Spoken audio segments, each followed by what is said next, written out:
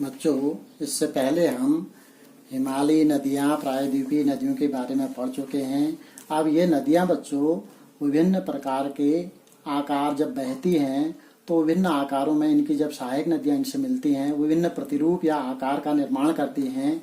जैसे हम आज जो पढ़ेंगे भारत में अफवाह तंत्र के प्रतिरूप किस प्रकार या जब इन अफवाहें ये प्रवाहित होती हैं नदियां तो किस प्रकार का प्रतिरूप बनाती हैं। दूसरा, हिमालयी नदियां और प्रायद्वीपीय नदियों की आपस में क्या करेंगे, हम तुलना करेंगे। तो देखिए बच्चों, जब एक हमारी जब मुख्य नदी बह रही है किसी क्षेत्र में और इससे अनेक सहायक नदियां आकर के मिलती हैं और ये दिखने में एक वृक्ष के समान दिखती हैं, तो इसको हम क्या कहते हैं, ध्रुमाकृतिक प्रतिरूप या वृक्षाकार प्रतिरूप कहते हैं। इसका विकास बच्चों, जो इस तरह की नदियां हमको दिखती हैं बच्चों, वो निम्न धरातल वाले प्रदेशों में दिखती हैं जहां भ्रंशन की क्रिया बहुत कम होती है। भ्रंशन माने घाटी वाला क्षेत्र बहुत कम होता है। और इसका उदाहरण अगर हम देखेंगे, इस तरह का जो प्रतिरूप दिखेगा वो दक्कन के पठार में देखने को मिलेगा। दूसरा है बच्चों आयताकार प्रतिरूप। जब बच्चों इस प्रकार का प्रतिरूप तब बनता है जब जो है मुख्य नदी में ये सहायक नदियां बिल्कुल समकोण, ये देखिए मुख्य नदी है जो गहरी दिख रही है और ये जो सहायक नदियां मिल रही हैं बिल्कुल किस पर मिलती हैं, समकोण पर मिलती हैं। तो कौन सा, ये लगभग देखिए आयत जैसा बन के जगह जगह आयत जैसा बन रहा है, तो इसको कहते हैं आयताकार प्रतिरूप कहते हैं। और इस प्रकार का प्रतिरूप बच्चों हमें मध्य प्रदेश में नर्मदा की घाटी में और पश्चिमी बंगाल में दामोदर की घाटी वाले क्षेत्रों में ये आयताकार प्रतिरूप देखने को मिलता है। ये तीसरा बच्चों अरीय प्रतिरूप। और इस अरीय प्रतिरूप तब बनता है जब बच्चों नदियां जो है एक उच्च शिखर या गुंबद से विभिन्न दिशाओं में क्या हो रही हैं, प्रवाहित होती हैं। इधर को भी, इधर को भी, इधर को भी, यानी कि ये उच्च शिखर था और यहाँ से नीचे को ये प्रवाहित हो रही हैं और ये एक शंकु के जैसा आकार बना है। देखो ये शंकु जैसा, ऊपर ये गुंबदाकार है, ऊपर शंकु का जैसा आकार है। ये यहाँ से नदियां यूं प्रवाहित हो रही हैं, तो इसको हम क्या कहते हैं, अरीय प्रतिरूप कहते हैं।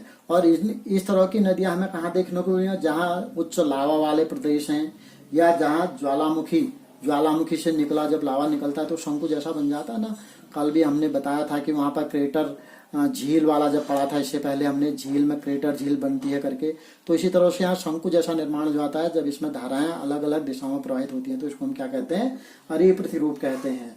और इस प्रकार का जो हमको उदाहरण देखने को मिलेंगे बच्चों, ये झारखंड के पठार में मिलेंगे और राजस्थान के माउंट आबू में इस तरह के प्रतिरूप देखने को मिलेंगे। अगला है जालीनुमा प्रतिरूप। जालीनुमा प्रतिरूप में बच्चों देखिए, जो भूमि होती है इसकी चट्टानें कठोर और मुलायम होती है। ये जो गहरा वाला दिखा रखा है, गहरी लाइन काली, ये कठोर चट्टान होगी, जो सफेद में दिखा रखी है मुलायम। तो यानी कि कठोर और मुलायम चट्टानों इसमें समानांतर भी पाई जाती हैं, सीधे सीधे समानांतर पाए। जो इसमें नदियां बहती हैं, जो मुख्य नदियों से जो है बिल्कुल ये सहायक नदियां समकोण पर मिलती हैं, इस तरह से समकोण पर मिलती हैं, तो तब हम एक जाली जैसा, आपको दूर से देखने में जाली जैसा दिख रहा होगा, तो इसको कहते हैं हम जालीनुमा प्रतिरूप कहते हैं। तो इस तरह से बच्चों भारत में अफवाह तंत्र के प्रतिरूप कितने बने, ध्रुमाकृतिक या वृक्षाकार, दूसरा आयताकार प्रतिरूप, तीसरा अरीय प्रतिरूप, चौथा जालीनुमा प्रतिरूप। अब बच्चों हम हिमालयी और प्रायद्वीपीय नदियों की तुलना करेंगे। देखिए बच्चों, इनकी उत्पत्ति हिमानियों से होती है, यानी कि हिमालय से होती है जहाँ बर्फ रहती है, तो इनकी उत्पत्ति हिमालय। और जबकि इनकी उत्पत्ति वर्षा या भूमिगत जल पर निर्भर है। जब वर्षा होती है तो ये नदियों में पानी होता है, या भूमिगत जल या भौम जल वहां से स्रोत के रूप में जब बाहर निकलता है तो इन नदियों का निर्माण होता है। इनका निर्माण हिमालय की बर्फ से होता है, हिमानियों से होता है। ये नदियां, हिमालयी नदियां सदानीरा है। क्यों है? क्योंकि हिमालय में बर्फ हमेशा रहती है और बर्फ के पिघलने से इन नदियों का निर्माण हुआ है, तो ये हमेशा सदानीरा यानी कि वर्ष भर इनमें पानी रहता है। जबकि ये नदियां किस पर निर्भर हैं, वर्षा या भूमिगत जल पर निर्भर हैं, तो इनमें वर्ष भर जल की उपलब्धता नहीं होती है या बहुत कम होती है। आप देखिए हिमालयी नदियों का अपवाह क्षेत्र, अपवाह माने कितने क्षेत्र में बह करके वो जा रही है, अपवाह क्षेत्र बहुत विशाल है। और जबकि प्रायद्वीपीय नदियां का अपवाह क्षेत्र क्या है, छोटा है। इन नदियों की लंबाई भी छोटी है, इन नदियों की लंबाई अधिक है। लंबाई अधिक होगी तो अपवाह क्षेत्र अपने आप बड़ा हो गया, इनका नदियों की लंबाई कम है तो अपवाह क्षेत्र अपने आप छोटा हो गया। आप देखिए बच्चों, जब हिमालयी नदियां निकलती हैं तो इनमें जल प्रपातों का प्राकृतिक जल प्रपात नहीं के बराबर बनते हैं, यानी कि प्राकृतिक जल प्रपातों का अभाव दिखाई देता है। जबकि इन नदियों में, प्रायद्वीपीय नदियों में, ये जो नदियां बहती हैं भ्रंश घाटियों से बहती हैं, तो ये जल प्रपातों का क्या करती हैं, निर्माण करती है। जैसे हमने नर्मदा नदी जबलपुर के पास धुआंधार प्रपात का निर्माण करती है, ऐसे ही आपकी कावेरी नदी में हमारे भारत का दूसरे नंबर का सबसे बड़ा जल प्रपात है, जिसको हम क्या कह रहे थे, शिव समुद्रम जल प्रपात, यानी कि जल प्रपातों का क्या करती है, निर्माण करती है। यहाँ अभाव पाया जाता है। और अगला बच्चों, हिमालयी नदियों में फिर प्रपातों, प्राकृतिक प्रपात तो है नहीं, तो यहाँ पर कृत्रिम प्रपात का निर्माण किया जाता है। यानी कि कैसे, बांध बना करके ऊपर से फिर जल को छोड़ा जाता है, वहां टरबाइन मशीनें लगाई जाती हैं, प्रपात का निर्माण करके यहाँ जल विद्युत शक्ति का उत्पादन किया जाता है। जबकि यहाँ प्रपात पहले ही बनाए, अब हम बांध बनाएंगे, फिर विद्युत पैदा करेंगे तो बहुत ज्यादा खर्चा आता है, यानी कि बहुत खर्चीली है ये। जबकि इन नदियों में प्रपात पहले से ही बने हैं, तो आपको वहां विद्युत उत्पादन करने वाले यंत्र लगाने हैं, तो यहाँ विद्युत उत्पादन करना सस्ता बैठता है। कहाँ, प्रायद्वीपीय नदियों में। इनका प्रवाह क्षेत्र, यानी कि हिमालयी नदियां जब पर्वतीय क्षेत्रों से मैदानी क्षेत्रों में बहती है बच्चों, तो ये समतल क्षेत्र में, यानी कि बराबर मैदानी क्षेत्र में बहती है, तो इनसे नहरें निकालना बड़ा सरल होता है।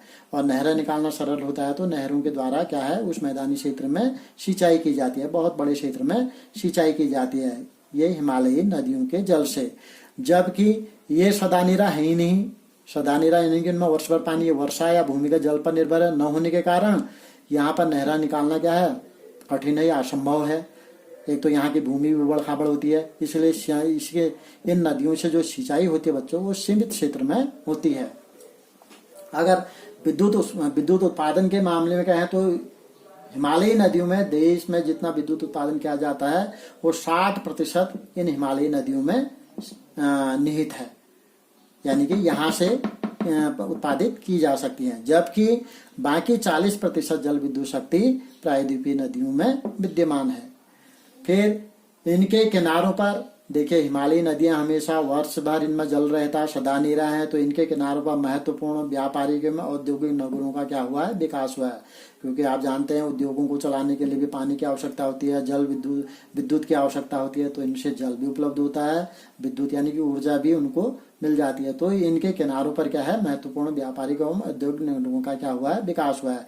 जबकि यहाँ पर पानी इनमें हमेशा रहता नहीं है, तो यहाँ पर इस तरह के यानी कि व्यापारिक नगर और औद्योगिक नगरों का अभाव पाया जाता है। दूसरा बच्चों, जब ये मैदानी क्षेत्र में प्रवेश करती है, उससे पहले बच्चों पर्वतीय क्षेत्रों से बहुत सारा कांप मिट्टी अपने साथ बहा कर ले जाती है, जिससे विशाल उपजाऊ मैदान का निर्माण हुआ है। यानी कि ये मैदानी क्षेत्र बहुत विशाल उपजाऊ मैदान का निर्माण करती है, जो इसी कृषि प्रधान क्षेत्र कहलाता है। जबकि अगर हम प्रायद्वीपीय नदियों की बात करें, केवल तटीय भागों में देखिए, पूर्वी घाट और पश्चिमी घाट के सीमित क्षेत्र में मैदान पाया जाता है, बहुत छोटे से, बहुत कम चौड़ाई में वो मैदान उपस्थित है। या यहाँ जो पूरब की नदियां बहती हैं, डेल्टाई भाग में कुछ उपजाऊ भूमि का निर्माण करती हैं। फिर अगला बच्चों, समतल मैदान में मंद गति से बहती है नदियां। हिमालयी नदियां जब मैदान में प्रवेश करती है बहुत मंद हो जाती है, इनकी गति शांत दिखती है बिल्कुल, तो ये जल परिवहन के लिए बहुत ही उपयोगी होती हैं। जबकि प्रायद्वीपीय नदियां असमतल क्षेत्र में बहती है, उबड़ खाबड़ क्षेत्र में बहती है, पथरीला क्षेत्र होता है यहाँ का, प्रायद्वीप का, तो वहां पर, और इन नदियों का वेग यानी कि गति भी तेज होने के कारण यहाँ पर जल परिवहन उपयोगी नहीं है, यानी कि अनुपयोगी है। तो इस तरह से बच्चों आज हमारा ये भाग 6 समाप्त हुआ।